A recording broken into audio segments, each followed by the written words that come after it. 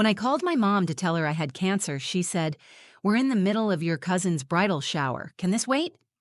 I could hear champagne glasses clinking behind her as I sat in my parked car outside the oncology clinic, gripping a piece of paper that spelled out stage 2 breast cancer. 2 days later, my sister Ivy called. "Can you co-sign for my car loan? I can't get approved without you." Not a single visit. Not one offer to help with my 6-year-old son. But suddenly I was useful again, because they needed my name on something. Then came the day they all showed up smiling, pretending everything was fine.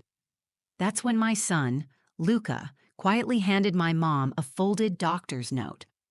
"Mommy said to show you this if anyone asked for money," he said. The second they read it, their smiles disappeared.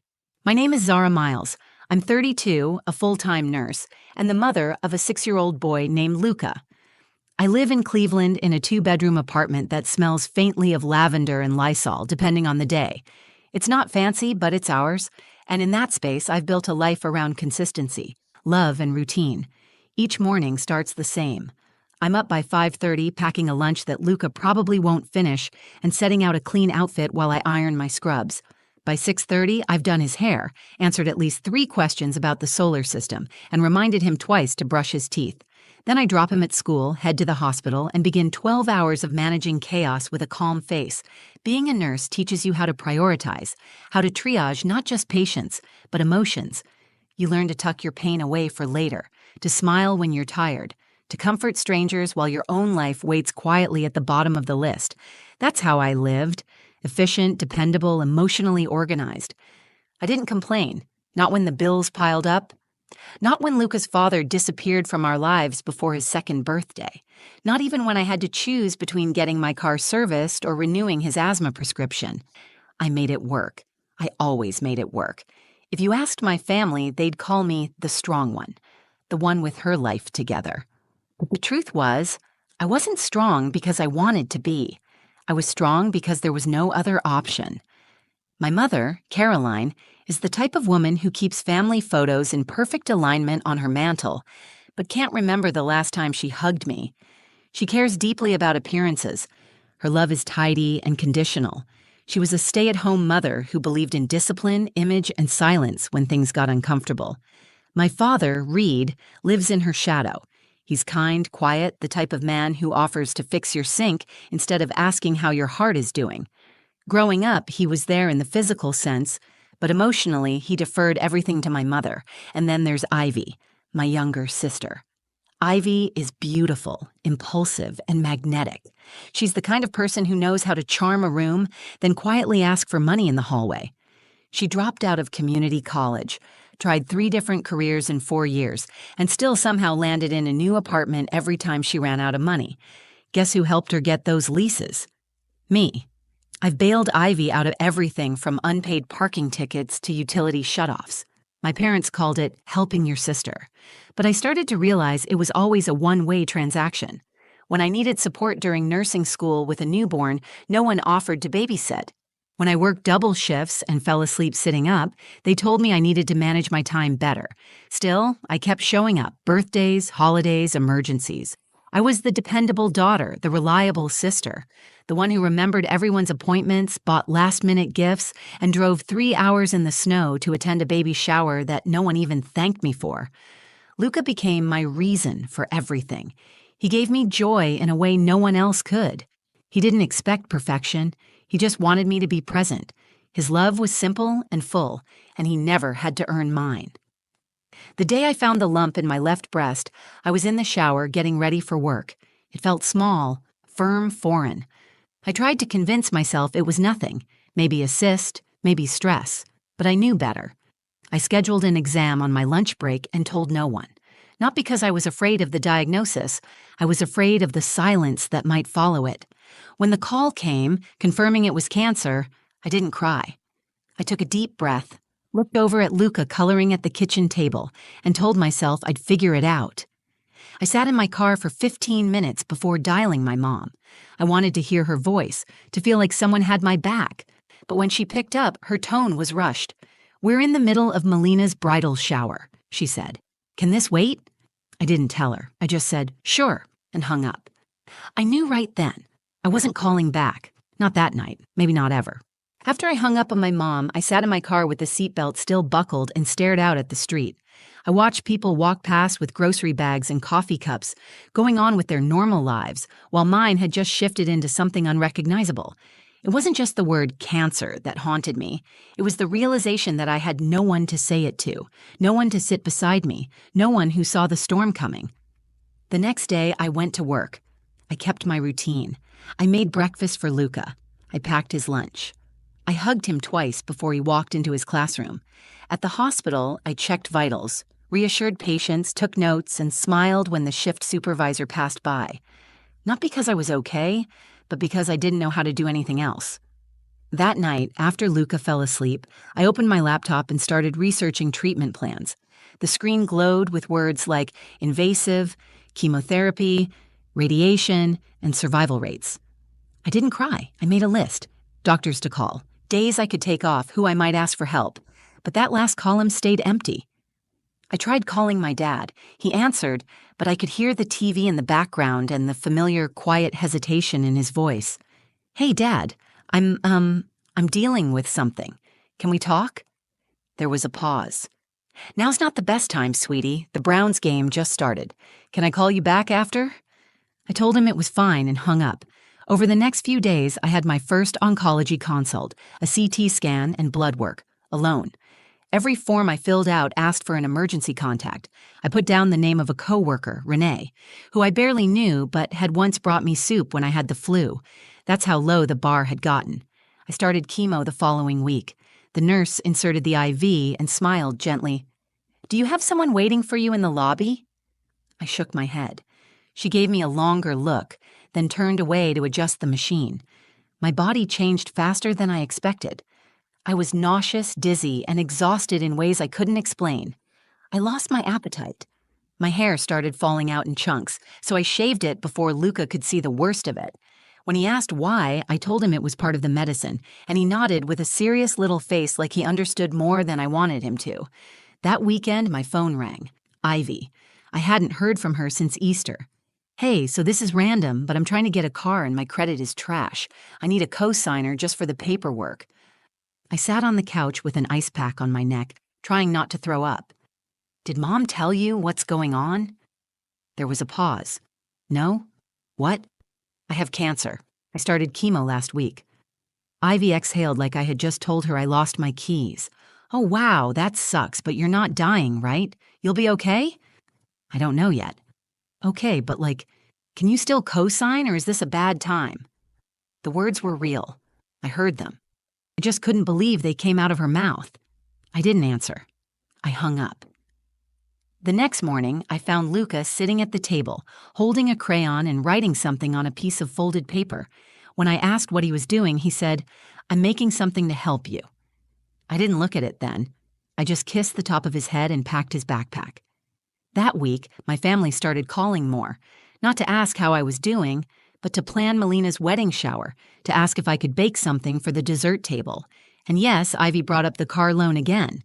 They started showing up at my door, unannounced, all smiles, like nothing had happened. I realized then that my sickness hadn't pulled them toward me. It had only made me more inconvenient. And the second they saw an opportunity, they tried to turn me back into the role I had always played, the one who fixes things. But something had changed. This time, I wasn't going to play along. After that call with Ivy, something inside me broke. But not in the way you'd expect. It wasn't sadness anymore. It wasn't disappointment. It was a kind of sharp clarity, like waking up from a long sleep and realizing the house is on fire. I had spent years being the family's emergency plan, the helper, the fixer, the one who filled in the silence, made excuses, carried burdens that were never mine. But cancer doesn't give you room to carry other people's messes. You either protect your energy or you lose it. That week, I sat down at the kitchen table and made a different kind of list. Not for groceries, not for doctor's appointments. This one was for boundaries, real ones. I wrote down every person in my life and what I would and would not tolerate going forward. I underlined Ivy's name. Then I drew a red line next to the words, "no co-signing." That wasn't just about the car. That was about everything. Luca sat across from me, eating grapes and watching me write. He asked, "Are you doing homework, Mommy?" I smiled. "Kind of. I'm learning how to take care of myself." Later that night, I went into his room to tuck him in. He looked up at me, his voice soft. "Is your sickness gonna make you die?" I froze. I had practiced how I might answer that question in my head, but nothing prepares you for it in real life. I knelt beside his bed and said, "I'm going to do everything I can to get better. That's why I'm taking all the medicine, even though it makes me feel sick." He nodded and pulled his blanket up to his chin. "Okay, I just want you to stay." I kissed his forehead. "I'm not going anywhere, baby." That conversation changed everything. Not because I was afraid of dying. I had already faced that fear in the clinic. What scared me more was the idea of leaving my son in a world where people like my family were the loudest voices in the room. I had to show him what it looked like to draw a line and stand on the right side of it. I called my therapist the next day and asked to move up my next session. We talked about guilt, about how women, especially mothers, especially daughters, are taught that love looks like endurance, that we're supposed to keep giving, even when it empties us. She said, "You're allowed to change the rules when the old ones were written without your consent." That stuck with me. The next time Ivy called, I didn't pick up. When Mom texted to remind me about Melina's bridal shower, I didn't respond. I wasn't angry, I was exhausted, and I had nothing left to give to people who couldn't show up for me in the smallest ways. Instead, I turned inward. I started attending a cancer support group at the hospital on Thursdays. I let my neighbor, a retired teacher named Mrs. Watts, take Luca to school on my hard chemo days. I accepted meals from coworkers who offered, instead of brushing it off with, "I'm fine." Letting people help me felt like learning a new language. But it felt honest. Then came the day the family showed up at my door. It was Saturday. I was wearing an oversized hoodie and hadn't slept well. The doorbell rang and there they were, Mom, Dad, Ivy, smiling like they were delivering good news. "We thought we'd come by and check on you," Mom said, holding a store-bought fruit tray. Ivy walked in like she owned the place. "Also, I talked to the dealership again. They said the cosigner just needs to have stable income, so we should be good if you're still working." She said it like we were discussing weekend plans. Like I hadn't been sick. Like my hair wasn't gone. Like my son hadn't seen me throw up every morning for a month. I didn't say a word. Instead, I turned to Luca and said, "Sweetheart, can you bring me the paper Mommy gave you last week?" He ran to his backpack and came back with a folded envelope. He handed it to my mother. "She said to give this to you if anyone asked for money." The room went quiet as my mother opened the note. I watched their eyes scan the words. Their smiles vanished. For the first time, I wasn't afraid of the silence.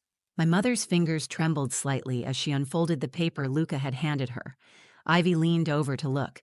My dad stood behind them, quiet as usual, but even he stopped pretending this was a casual visit. The room, just moments ago filled with small talk and awkward smiles, had gone completely still.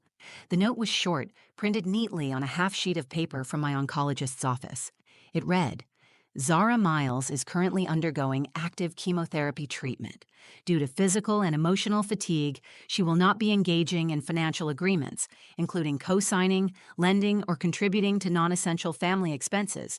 Please respect her recovery and do not place additional stress on her." It was signed by my doctor and included her official stamp. I watched their faces. My mother's jaw tightened as she refolded the paper with careful, deliberate motions. She didn't say thank you. She didn't ask how I was feeling. She just turned to me and said, "You didn't need to involve Luca in this. It's a bit dramatic, don't you think?" That was the moment I stopped hoping she would ever change. I met her eyes and said, "I involved Luca because he's the only one in this family who's actually watched me fight for my life. He's earned the right to speak the truth when none of you will." My dad shifted his weight, looked down at the floor, and said nothing. Ivy scoffed. "It's not that serious. I just needed help getting a car. You act like we're asking for your kidney."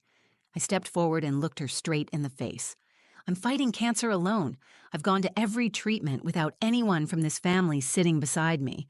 I've thrown up in hospital bathrooms and still managed to get home in time to pick up my son. I've paid every bill while losing my hair, my strength, and parts of myself You'll never understand. And the first time any of you show up, it's not to help. It's to ask for something." She opened her mouth to respond, but I didn't let her. "I gave everything for this family. I co-signed Ivy's first lease. I paid the deposit when you broke your phone. I left work to pick up Uncle Neil from dialysis. I never asked for anything back, but when I needed you, you disappeared." My mother stepped in, her voice colder now. "We didn't disappear. We just assumed you'd tell us if it got that bad." "It did get that bad, and I did tell you. You just chose not to hear me." I turned to Luca, who was standing in the hallway listening. I called him over and placed my hand on his back. "This is who I'm protecting now. Not your feelings, not your image. Him." He looked up at me, confused but calm. He didn't know every detail, but he understood enough. He had felt the tension in my bones. He had watched me lose weight and sleep and energy, and he had never once asked for anything except the truth. I looked back at my family. You don't get to ask for pieces of me when you refuse to be here for the whole. I'm not the backup plan anymore. I'm not the fixer. I'm not the one you lean on when it's convenient. The silence sat heavy between us. No one moved. No one spoke. Finally, my mom set the fruit tray down on the counter like it mattered. "Well, I guess we'll leave then." She turned and walked out. My dad followed her. Ivy didn't say goodbye. She looked back once like she might say something, but then rolled her eyes and left. When the door closed behind them, I locked it. Not out of anger, but out of clarity. I had spent my entire adult life trying to be someone they would treat with love, but love shouldn't be earned like a paycheck. Love should show up when you're too weak to ask for it. I knelt down next to Luca and hugged him tight. "You did great, sweetheart. Thank you for giving them the note." He smiled. "Did it work?" I nodded. "Yes, it really did." That night, we ate grilled cheese and watched his favorite space documentary on the couch. I let him stay up past bedtime, and when he fell asleep with his head on my lap, I didn't feel sad. I felt free. The week after they walked out of my apartment, I didn't hear from anyone in my family. No follow-up calls, no texts, no surprise visits. And for the first time, their silence felt like peace. There was no pretending anymore. No need to brace myself for the next favor wrapped in false concern. I was no longer orbiting a family that only acknowledged me when I was useful. I was standing still, in my own space, surrounded by the people who truly saw me. Luca and I settled into a new rhythm. On chemo days, I rested while he sat beside me with his coloring books. He liked to narrate what he was drawing. A spaceship, a cheetah, sometimes a superhero who looked suspiciously like me. "This one fights with light," he told me once. "She can melt bad things just by touching them." There was healing in that, not just from the illness, but from the years of invisible wounds I had ignored.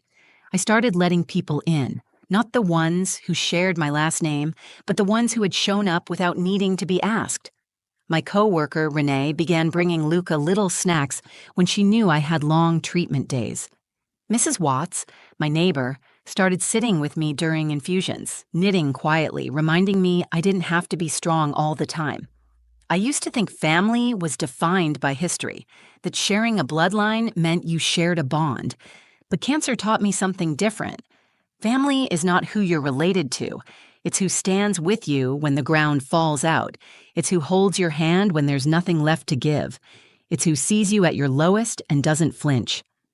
My mother still sends photos of family events. Ivy posts smiling group shots on social media. I don't react, I don't engage, not because I'm bitter, but because I'm done asking for space in a story I was never truly part of. There are still hard days.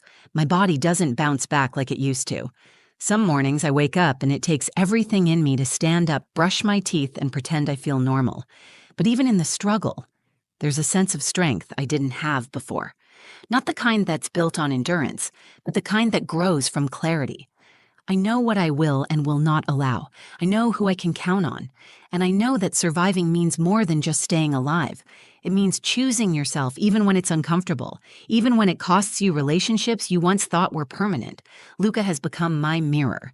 He watches everything: how I speak, how I set boundaries, how I protect my peace.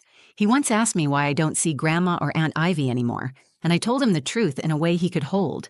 Sometimes people love you in a way that hurts, and when that happens, It's okay to step away so you can heal." He nodded, then asked if we could go to the park. That's what children do. They absorb the truth and keep moving. One afternoon, after a follow-up appointment where I learned my scans were clear, I took Luca out for ice cream. We sat on a bench under the late summer sun, watching people pass by. He leaned against me, sticky and smiling, and said, "I like you better now." I laughed. "What do you mean?" "You don't look tired anymore." I felt tears rise but didn't let them fall. He was right. I didn't feel tired. Not in the way I used to. I felt light, felt awake. This wasn't just the end of a cancer battle. It was the beginning of something else, a life where I am no longer small in my own story, where my worth isn't measured by what I give to others, but how I protect what I've built for myself and my son. If you're watching this and you've ever felt like the reliable one, the one who's always strong, always available, I want you to hear this. You are allowed to draw a line. You are allowed to choose peace. You don't owe anyone access to your life just because they share your DNA. Healing is not just about getting better. Sometimes it's about walking away, and sometimes the bravest thing you can do is stop answering the door. If this story reached you, if it reminded you of something you've lived through or something you're still trying to heal from, I want you to know you're not alone. Strength doesn't mean silence, and walking away from what breaks you is not weakness, it's courage. If you found value in this story, please like the video so it reaches others who might need to hear it. Share it with someone you love, or someone who needs a reminder that it's okay to choose peace over obligation. I'd love to hear your thoughts. If you've experienced something similar or just want to share your own turning point, drop a comment below. I read everyone. And if stories like this speak to you, subscribe to the channel and hit the notification bell so you never miss what's coming next. This space is for all of us who've been through the quiet battles. You're welcome here. Thank you for watching. Take care of yourself. You matter.